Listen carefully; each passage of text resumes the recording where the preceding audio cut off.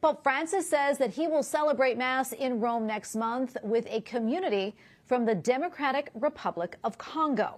The Holy Father made that announcement earlier this week in a meeting with members of the Missionaries of Africa. Pope Francis also told the group that their work is important because in an ever-changing world, they are able to lead people back to Christ and the gospel.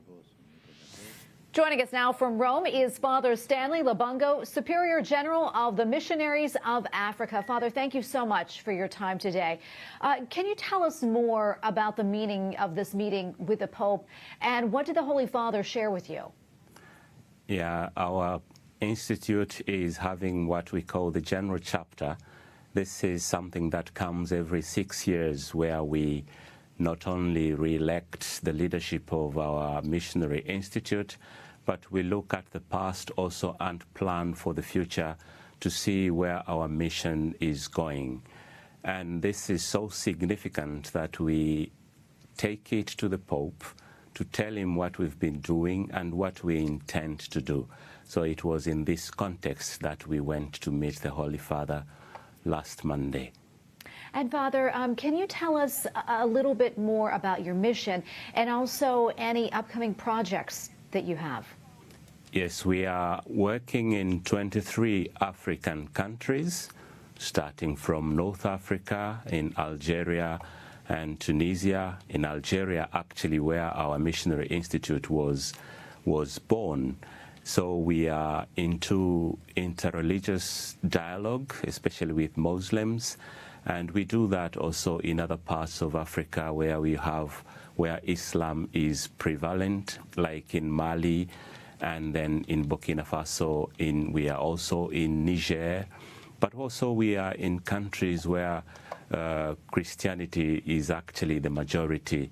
So we are very much involved, first of all, with interreligious dialogue, but also in other projects of primary evangelization in sub-Saharan Africa, where our confreres actually go to rural areas where they put up structures like schools and health centers and other projects that promote the development of the person simply. And what we try to do there is just to live our Christian faith and help the local populations in these different countries. And Father, I understand we know there's recently been a lot of persecution against Christians in Nigeria in particular. Can you talk to us about the daily life for the faithful in Africa? And are you able to help people in Nigeria? In Nigeria, we have only 3 communities, and Nigeria is a big country. But where we are looking after Christian communities.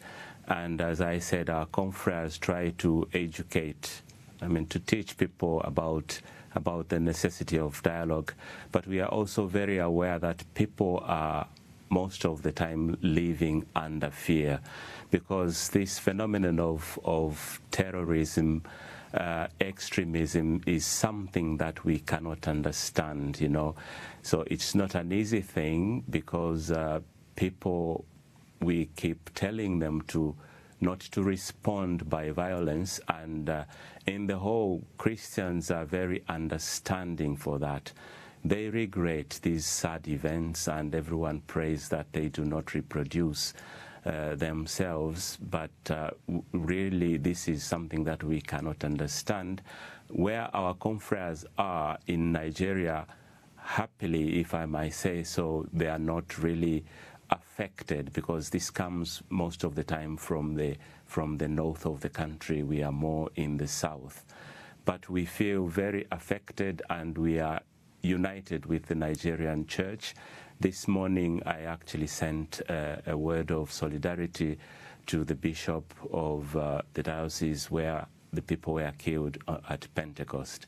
But people are very practicing. People don't have fear actually to go for their worship, and unfortunately sad events like that do happen, and we can only regret. Well, Father, thank you so much for your time today.